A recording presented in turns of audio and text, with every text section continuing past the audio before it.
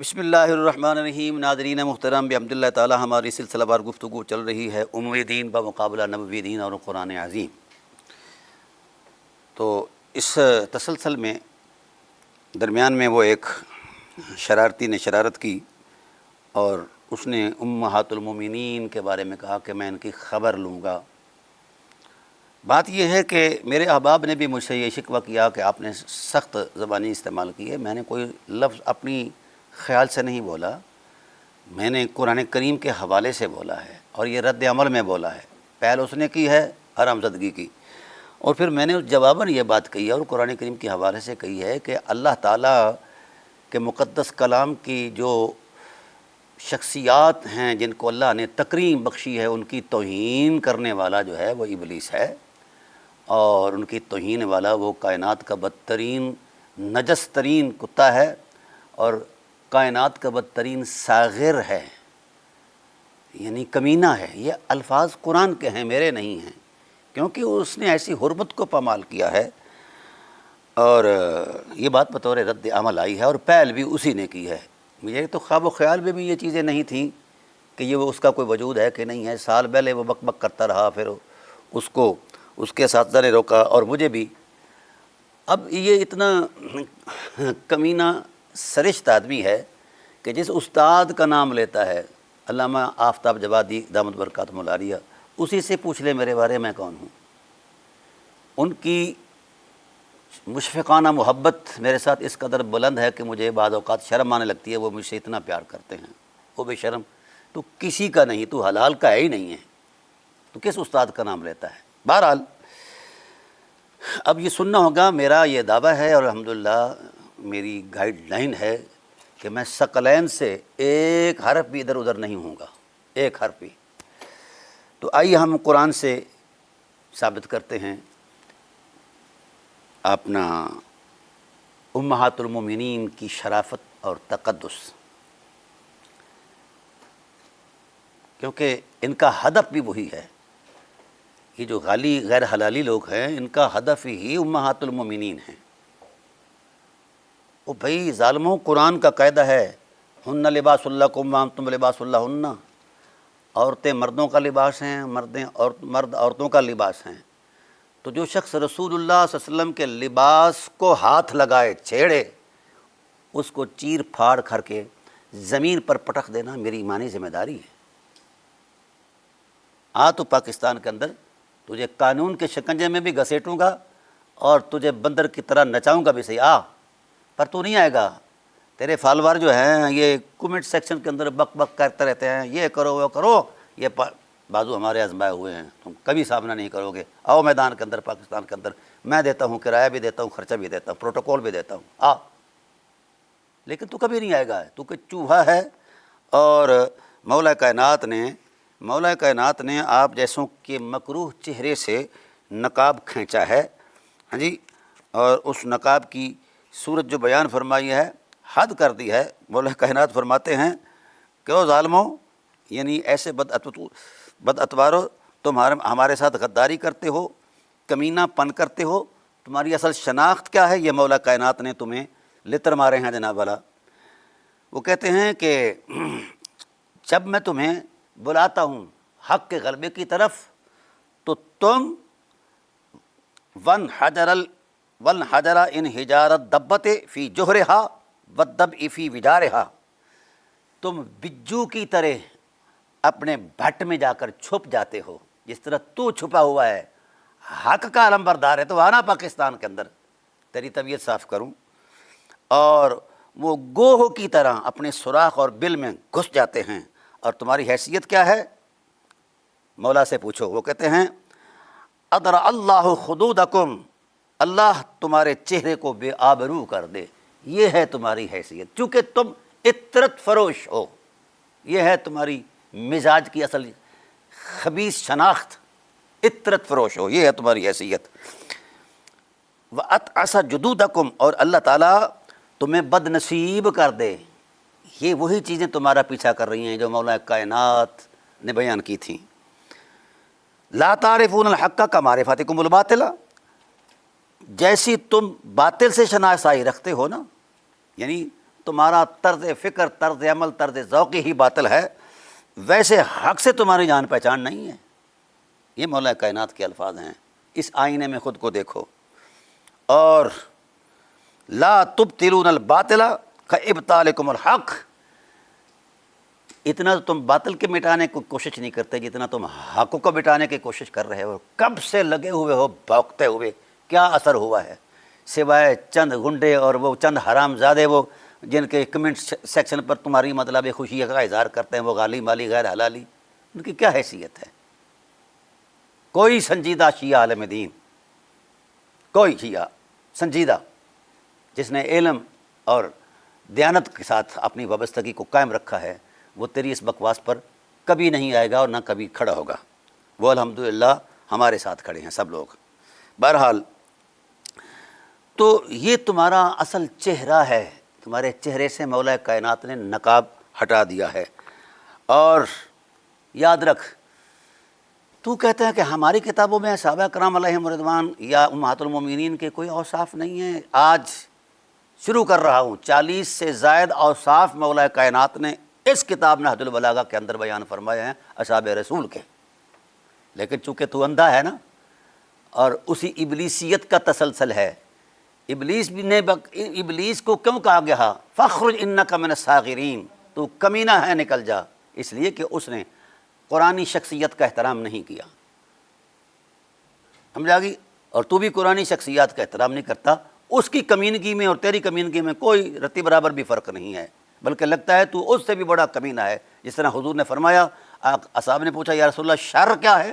فرمایا ان شر شر العلماء، بدترین شر جو ہے خدا کی کائنات میں وہ ملا ہے جس نے حرمتوں کا پامال کرنا ہے۔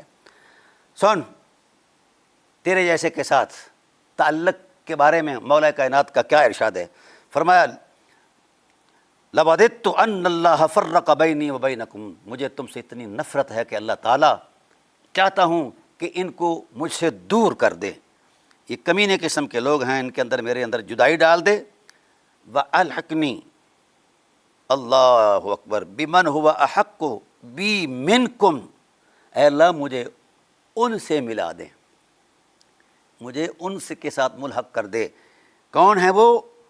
ایسی قوم ہیں، واللہ میامین الرائے، اللہ اکبر، جن کے خیالات اتنے مبارک ہیں کہ برکتیں بھی ان پر ناز کرتی ہیں۔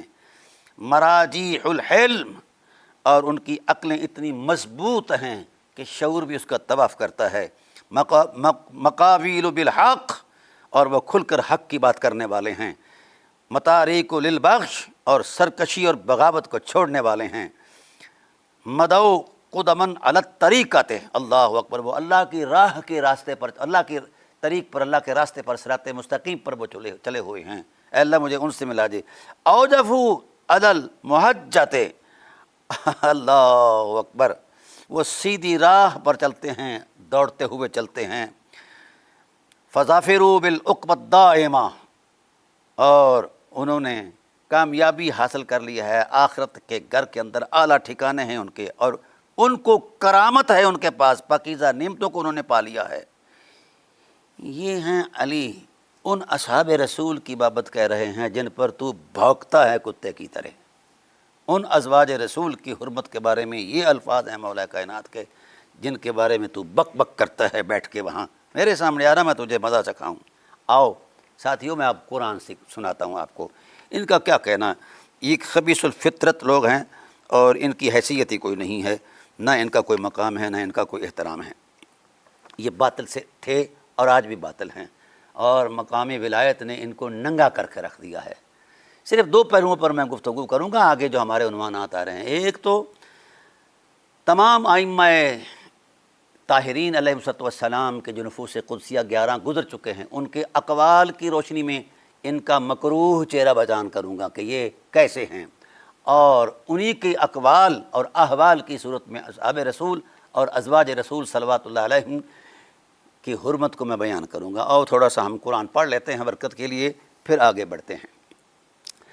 بسم اللہ الرحمن الرحیم۔ قرآن شریف میں اللہ تعالیٰ ارشاد فرماتے ہیں، یا ایھا الذین آمنوا لا تدخلوا بیوت النبی، اے ایمان والو، اللہ کے نبی کے گھر میں بغیر اجازت نہیں داخل ہو سکتے۔ فَإِذَا طَعِمْتُمْ، جس وقت تم، اِذَا دُعِیتُم، جس وقت تمہیں بلایا جائے کھانے پر تو آؤ، فَانتَشِرُوا، منتشر ہو جاؤ فوراً، بیٹھو نہیں، یہ گپ شپ کا مقام نہیں، حرم نبوت کا تقدس ماحول ہے۔ اِنَّ ذَلِکُمْ کَانَ یُؤْذِی النَّبِیَّ، اگر تم ادنا بھی مرضی رسول کے بغیر بیٹھے رہے تو پھر یہ رسول کی اذیت کا باعث ہے، اور رسول تو شرم و حیا کی حرمت میں وہ تمہیں نہیں بولیں گے، لیکن میں نہیں جھجکتا، میں بول رہا ہوں۔ اور پھر فرمایا وَمَا لَكُمْ أَن تُؤْذُوا رَسُولَ اللَّهِ، یہ تمہیں کیسے مناسب لگتا ہے کہ تم رسول کو اتنی سی بھی اذیت دو؟ یعنی حرم نبوت اتنی شرافت مآب کائنات ہے کہ اصحاب رسول جیسے مقدس لوگوں کا وہاں بیٹھنا قدرت کو ناگوارے، خواہ وہ ایک منٹ ہی بیٹھیں۔ حالانکہ اصحاب نے تو مسائل ہی پوچھنے تھے اور رخ زیبا سے نظارے ہی لینے تھے، اپنی آنکھوں کی پیاس کو بجھانا تھا یا دین پوچھنا تھا، اور کیا کرنا تھا۔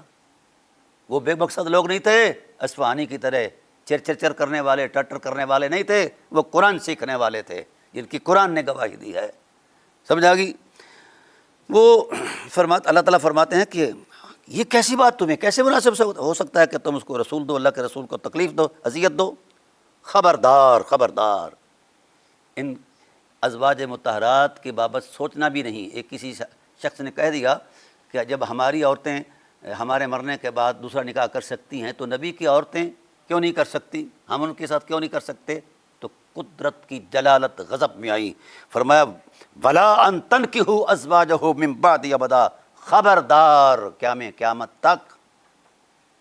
قیامت تک تم میں سے کوئی شخص جو ہے نبی کی زوج سے، نبی کی عورت سے نکاح نہیں کر سکتا، حرام قرار دے دیا۔ سمجھا گی؟ کیوں؟ کیونکہ شریعت نے ماں سے نکاح کو حرام قرار دیا ہے۔ جس طرح ماں سے نکاح کو حرام قرار دیا ہے، ماں کی توہین کو بھی حرام قرار دیا ہے، لیکن اصفہانی جیسے حرام زادے ماں کی توہین شروع کر دیتے ہیں۔ قرآن کہتا ہے النبی اولیٰ بالمؤمنین من انفسہم وازواجہ امہاتہم، نبی اس شان کے مالک ہیں کہ ان کی عورتیں جو ہیں، نبی اس شان کے مالک ہیں، ہر مومن سے اس کی ذات سے بھی زیادہ اس کی ذات پر اختیار رکھتے ہیں۔ فرمایا کہ وازواج امہاتہم، جن کے اندر ایمان ہے، نبی کی بیویاں ان کی مائیں ہیں۔ تو جو اپنی ماں کی توہین کرے وہ کون ہوتا ہے؟ حلال زادہ نہیں ہوتا، وہ حرام زادہ ہوتا ہے۔ تو ماں کی توہین، ماں کی اہانت، یار یہاں ہمارا سماج کیسا ہے؟ ماں کیسی ہو، کوئی بھی غیرت مند بچہ اپنے ماں کے کپڑے نہیں اتارا کرتا، اپنی ماں کی توہین نہیں کیا کرتا، ہاں جی۔ لیکن یہ تو حرم نبوت کے باشیان ہیں جن کی حرمت کا قرآن گواہ ہے، امہات المومنین کے تقدس اور شرافت کا قرآن گواہ ہے۔ جس پر تو زیادہ بھونکتا ہے اس کی حرمت پر تو قرآن کی 18 آیتیں آئی ہیں، اس کے علاوہ بھی آیتیں آئی ہیں۔ جس کی پاک دامنی کی گواہی خدا دے دے، او کمینے، تو اس پر بھونکتا ہے، پہلے اپنی بھیڑی بتھی دیکھ، شکل دیکھ، خنزیر فطرت، تو کون اور کہاں امہات المومنین کا مقام۔ آئیے آگے قرآن نے کیا کہا، ان ذالکم کان عند اللہ عظیما، بہت بھاری بات ہے اگر تم خیال بھی کرو۔ پھر یہاں تک ارشاد فرمایا ان تبدوا شیئا او تخفوہ، اگر کوئی چیز تم ظاہر بیان کرو یا دل میں چھپاؤ، اس تسلسل میں امہات المومنین کے تقدس کے خلاف، ان کی شرافت اور حرمت کے خلاف، تو جان رکھو اللہ خوب جانتا ہے۔ او کمینوں، اللہ نے تو خیالوں پر پابندی لگا دی ہے کہ جس خیال سے یہ نجس خیال گزرے نبی کی ازواج مطہرات کی حرمت کے خلاف، اس سے بڑا کافر ہی کوئی نہیں ہے۔ سمجھا گی؟ جہاں خیالوں پر پابندی ہے وہاں بک بک تم کرتے ہو، ٹھیک ہے۔ فَإِنَّ اللَّهَ كَانَ بِكُلِّ شَيْءٍ عَلِيمًا، پھر ان رشتوں کا تصور دیا جو آ جا سکتے ہیں، لا جناح علیہن فی آبائہن ولا ابنائہن ولا اخوانہن الاخ وغیرہ۔ تو پھر یہ فرمایا کہ جو شخص اتنی سی بھی اتنی سی بھی اذیت دیتا ہے نبی کو، یہ براہ راست نبی کی ذات کو اذیت ہے، نبی کی عورت پر، نبی کی زوجہ محترمہ پر انگلی اٹھانا نبی کی غیرت کو للکارنا ہے، نبی کی غیرت کا مذاق اڑانا ہے، نبی کی عزت اور وقار کو اچھالنا ہے۔ او بے غیرت، تیرے جیسا بے ایمان کون ہو سکتا ہے؟ کس منہ سے تم بھوکتے ہو امہات المومنین پر؟ قرآن پڑھا کرو، پر قرآن مومن پڑھتے ہیں، کافر قرآن نہیں پڑھتا، سمجھا گی؟ تم سے تو ابو جہل بہتر ہے، اس نے تو کبھی ازواج مطہرات پر ایسی بات نہیں کی، اور تم مذہب بناتے ہو۔ ہاں جی، سنیے مواخذہ کیا ہے، ان الذین یؤذون اللہ ورسولہ لعنہم اللہ فی الدنیا والآخرہ، جنہوں نے یہ اذیت دی اس تسلسل میں حرم نبوت کے باسیان عصمت پر، جس نے انگلی اٹھائی ازواج مطہرات پر یا بنات کرام پر انگلی اٹھائی، تو وہ اللہ کو اذیت دے رہا ہے اور رسول کو اذیت دے رہا ہے۔ لعنہم اللہ فی الدنیا والآخرہ، دنیا اور آخرت کے اندر وہ لعنتی ہے۔ اب تجھے لعنتی کہنا واجب ایمانی ہے، جو تجھے لعنتی نہیں کہے گا اس کا ایمان ضائع ہو جائے گا، کیونکہ اس کا قرآن پر اعتماد نہیں رہا، اور میں ثابت کروں گا امام طاہرین نے لعنت کی ہے اور لعنت کو واجب قرار دیا ہے۔ وَأَعَدَّ لَهُمْ عَذَابًا مُهِينًا، ذلیل کر دینے والے عذاب کا شکار ہو تم، ٹھیک ہے نا؟ تو یہ ہے قرآن کریم۔ ماں باپ کو تو اف کہنا حرام ہے، اور تو بکواس کرتا ہے امہات المومنین پر۔ ہاں، تیری حرام زادگی میں اب شک نہیں رہا کہ تو کون ہے۔ بہرحال آگے آئیے، اللہ کا قاعدہ بیان کرتا ہوں۔ یا ایھا النبی قل لازواجک وبناتک ونساء المؤمنین یدنین علیہن من جلابیبہن، اے نبی اپنی ازواج سے کہو اور اپنی بیٹیوں سے کہو اور مسلمانوں کی عورتوں سے کہو کہ پردے سے نکلا کریں۔ اور اس پر جو شان نزول لکھا ہے، یہ تفسیر کمی میرے پاس پڑی ہے۔ آج یہ آئینہ تمہیں دکھاؤں گا شباز، پتہ نہیں تو کہاں گم ہو گیا ہے۔ جس طرح مولا نے فرمایا یہ بجو ہیں، چھپ جاتے ہیں اپنے بھٹوں کے اندر، یہ گو ہیں جو بل میں گھس جاتے ہیں۔ کہاں ہیں یہ جو ان کے بارے میں جناب والا وہ کمنٹ سیکشن کے اندر بک بک کرتے ہو؟ نکال کے لاؤ اس بجو کو، فقیر کے سامنے بٹھاؤ، پتہ بتائے گا فقیر کہ کیسے حرم نبوت کی جناب والا ہوتی ہے نوکری۔ ہم بتائیں گے آپ کو، آؤ سامنے۔ قرآن کہتا ہے، تمہارا قرآن پر ایمان نہیں ہے، اہل بیت کا نام استعمال کرتے ہو، بدنام کرتے ہو۔ اہل بیت ایسے ملعونوں کو پسند کرتے ہیں، نفرت کرتے ہیں۔ 40 خطبوں میں مولا کائنات نے تم سے نفرت کا اظہار کیا ہے۔ تم سے تو نفرت کرنا ویسے ہی واجب ہو گیا ہے، اور میں ثابت کروں گا، سمجھ آ گئی نا؟ بہرحال اللہ تعالیٰ ارشاد فرماتے ہیں کہ پردے کا حکم ارشاد فرمایا، اور تعجب اس بات پر ہے کہ سب سے پہلے جنہوں نے امہات المومنین یا مخدرات حرم نبوت پر بد نگاہی کی، بد کلامی کی، وہ یہودی تھے، منافقین تھے۔ او یہودی فطرت ملوانوں، قرآن سے حق سیکھو۔ ثقلین والی حدیث تو بڑی استعمال کرتے ہو، لیکن ان ثقلین کے ساتھ تمہارا تعلق کیا ہے؟ جھوٹو، عطرت فروشو، یہ ہے تمہارا وقار ہیں؟ قرآن کے منکرو، رسول کے منکرو، رسالت کے منکرو، ولایت کے منکرو، امامت کے منکرو، تمہاری حیثیت کیا ہے؟ فلا یوزین، حرام ہے مخدرات حرم نبوت کو تکلیف دینا۔ پھر اللہ تعالیٰ فرماتے ہیں لئن لم ينتہ المنافقون والذین فی قلوبہم مرض والمرجفون فی المدینۃ لنغرینک بہم ثم لا یجاورونک فیہا الا قلیلا ملعونین اینما ثقفوا اخذوا وقتلوا تقتیلا۔ یہ ہے آئین خداوندی، آئین خداوندی یہ ہے۔ تم سامنے آتے تو پھر میں تمہیں بتاتا، سامنے نہیں آتے نا، بل میں بیٹھ کر بیٹھے ہو جناب والا چھپ کر، کوئی کہیں بیٹھ کر بک بک کرتا ہے، کوئی کہیں بیٹھ کر بک بک کرتا ہے، تمہاری زبان فقیر گدی سے کھینچ لے گا اللہ کے فضل سے۔ آؤ سامنا کرو اگر ہمت ہے تو، لاؤ وہ روایتیں، ہم اس قرآن پر ٹیلی کریں گے، اور وہ جھوٹی جعلی روایتیں تمہارے منہ پر دے ماریں گے، جس طرح ہمیں اہل بیت نے سبق دیا ہے کہ ایسی بات کو جو قرآن کے خلاف ہو، خواہ وہ ہماری کیوں نہ ہو، دیوار پر پھینک دو۔ اللہ تعالیٰ ارشاد فرماتے ہیں کہ اگر یہ منافق باز نہیں آتے، بد کلامی سے، بد زبانی سے، بد نگاہی سے، اور ان کے دلوں میں مرض ہے، یہ اندر سے کافر ہیں، کلمہ گو کافر ہیں، یہ کلمہ گو کافر ہیں۔ والمرجفون فی المدینہ، اور یہ مدینہ کے اندر ڈس انفارمیشن پھیلاتے ہیں، افواہیں پھیلاتے ہیں امہات المومنین کے بارے میں، یا آپ علیہ الصلوۃ والسلام جب جنگ پر جاتے ہیں تو مسلمانوں کو ڈسہارٹ کرنے کے لیے یہ افواہیں پھیلاتے ہیں۔ لَنُغْرِيَنَّكَ، حبیب ہم آپ سے خود اکسائیں گے ان کا مواخذہ کرنے کے لیے، ثُمَّ لَا يُجَاوِرُونَكَ، پھر یہ آپ کے قریب نہیں رہ پائیں گے، تھوڑے وقت کے لیے رہیں گے۔ یہ کون ہے؟ سن، اپنا بوتھا دیکھ قرآن کی اس آیت کے اندر کتنی شناخت قرآن بیان کرتا ہے۔ ملعونین، ازواج رسول اور بنات رسول کی بابت ہلکا لفظ بولنے سے بندہ ملعون قرآنی ہے۔ اینما ثقفوا، جہاں کہیں بھی پائے جائے ان کو پکڑو گریبانوں سے، گھسیٹو ان کو، وَأُخِذُوا، گرفتار کر کے، قُتِلُوا تقتیلا، ان کو بری طرح قتل کرو۔ یہ ہے اللہ کی غیرت حرم نبوت کی بابت۔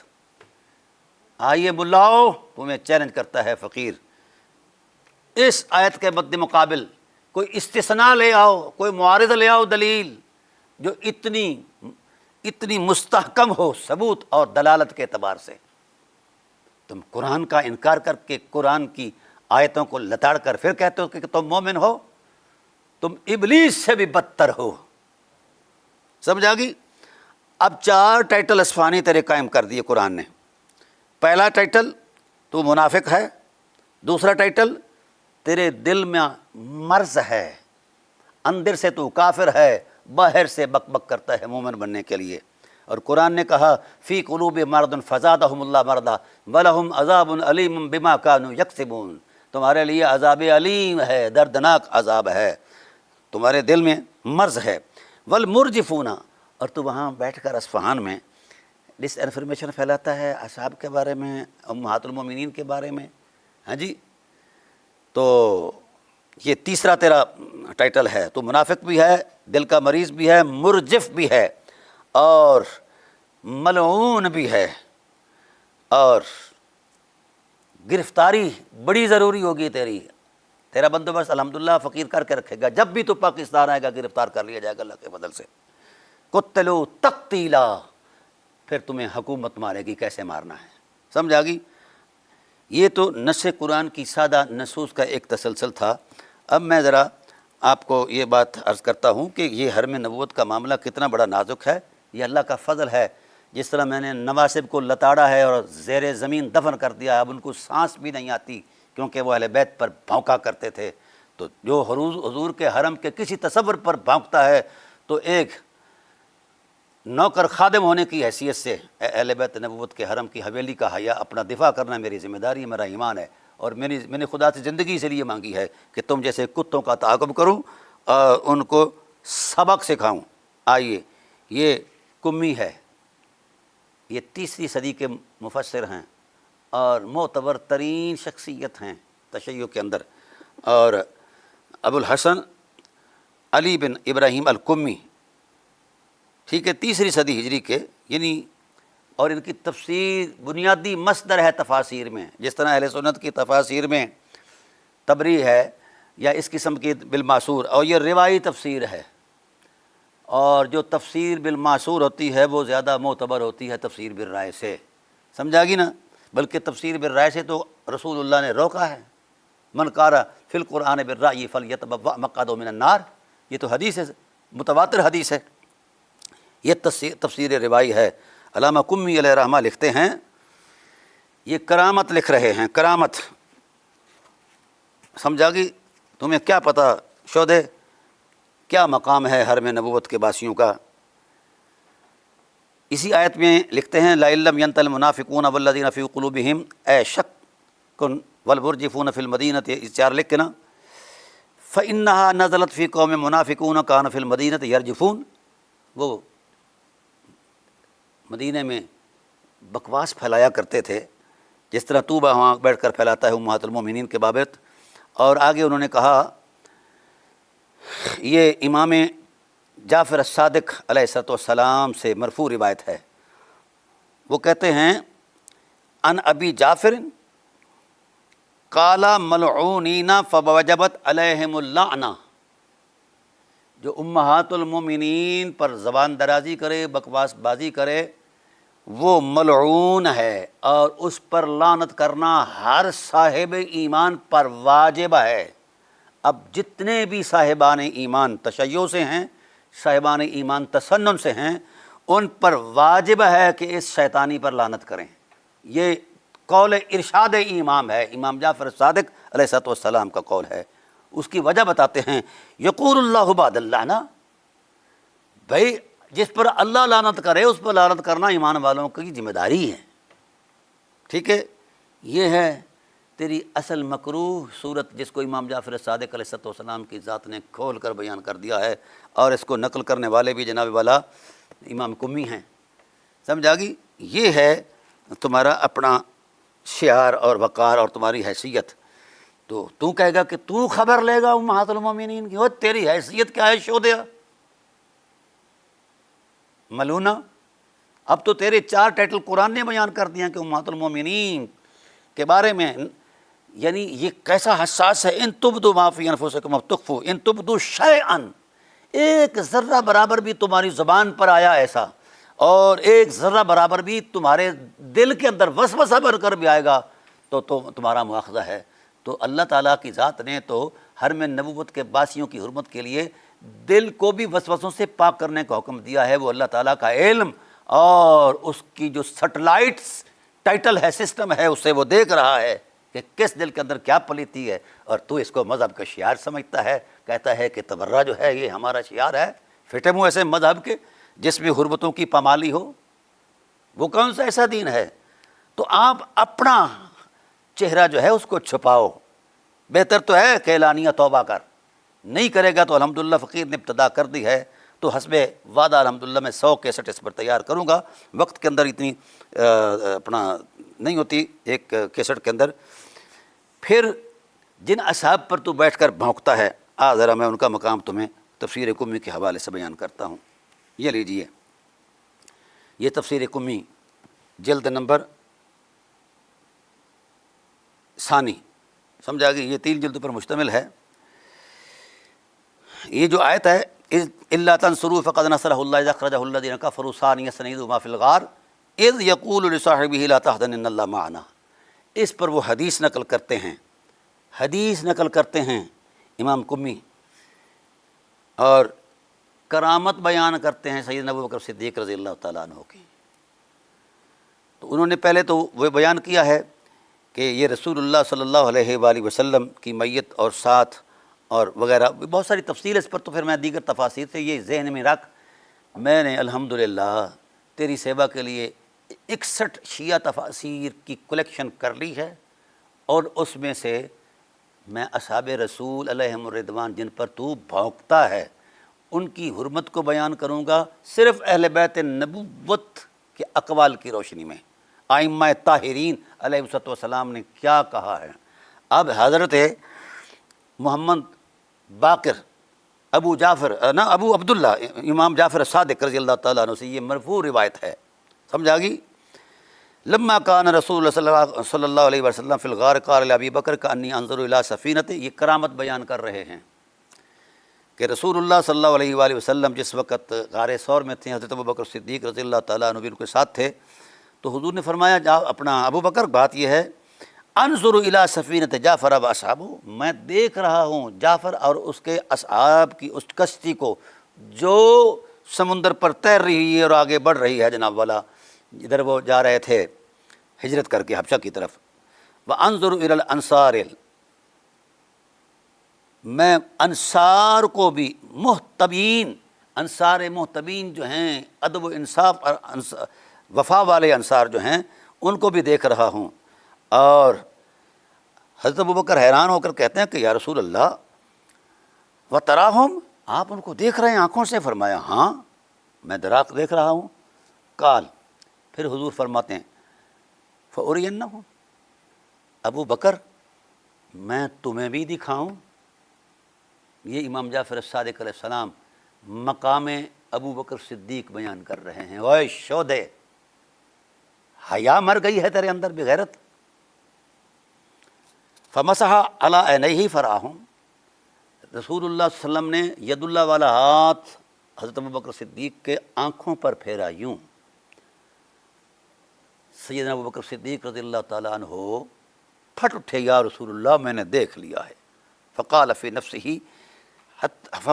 الآن، میں کہتا تھا یا رسول اللہ یہ لوگ آپ کو جادوگر کہتے ہیں کہ یہ کیسی بات ہے، یہ تو کمال ہے، میں نے دیکھ لیا ہے آپ کے دست نبوت کے معجزے کو، میری آنکھیں نور سے منور ہو گئی ہیں جس نور سے میں نے دیکھا ہے.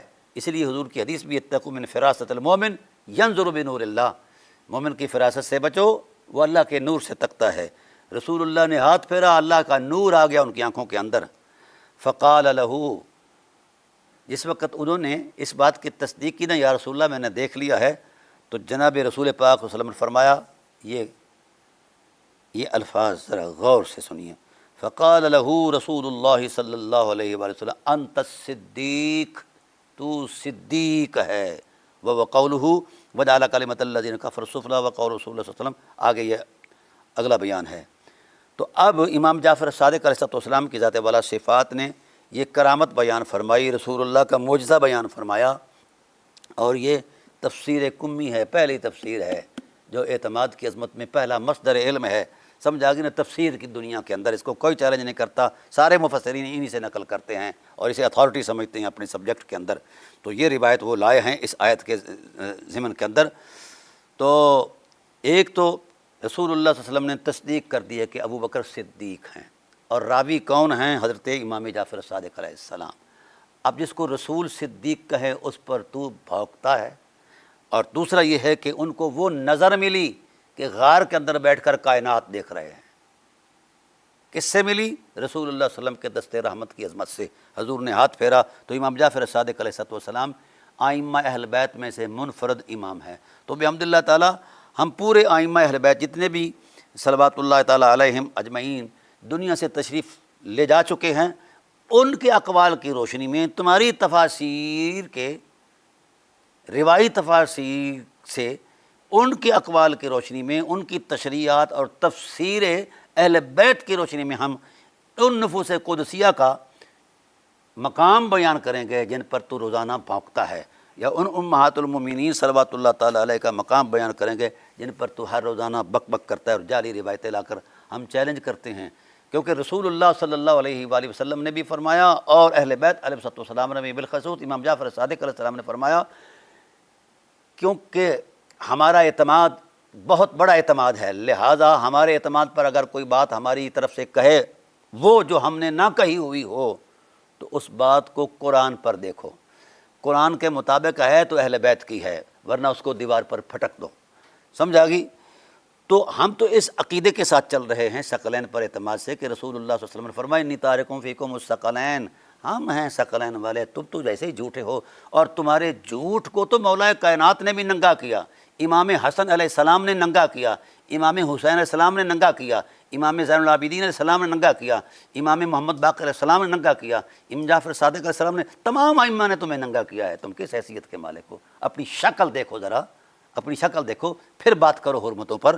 آؤ ہم ابھی تک تو ہمارا مطالعہ صرف نہج البلاغہ شریف کے اندر چل رہا ہے، 40 سے زائد خصائص بیان کیے ہیں زبان عصمت ولایت نے اصحاب رسول کے، جن پر تو بھونکتا ہے.